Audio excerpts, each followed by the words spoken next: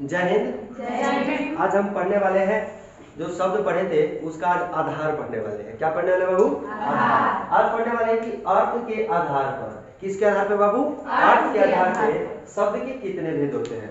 किसके आधार पे बाबू? अर्थ के आधार पे शब्द के कितने भेद होते हैं। कितने होते हैं? 2। कितने होते हैं? 2। किसके आधार पे? अर्थ के आधार पे। किसके आधार पे? अर्थ के आधार पे।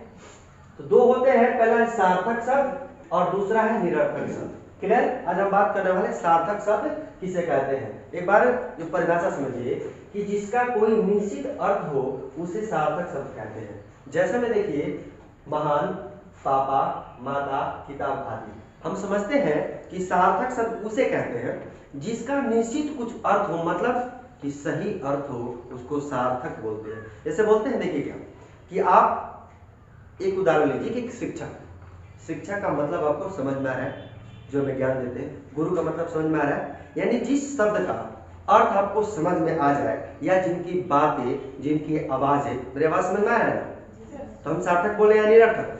सार्थक बोल रहे हैं। तो जिसकी बातें या जिसका कोई शब्द अगर समझ में आपको आ जाए, उसका अर्थ आपको समझ में आ जाए, उसको क्या बोलते हैं? सार्थक शब्द। कोई दिक्कत नहीं। अब हम बात कर रहे हैं निरर्थक शब्द किसे कहते हैं।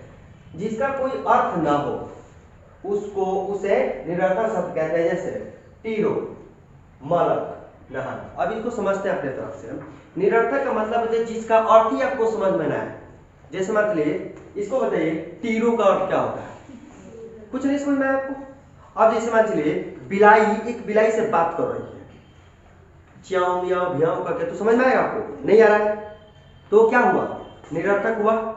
जिसका अर्थ आपको किसी भी तरह से समझ नहीं आए उसको निरर्थक कहते हैं। कोई दिक्कत? जैसे मान चलिए हई है टीरो, अगर इसको सार्थक बनाना हो आपको तो देखिएगा, रो अट्टी।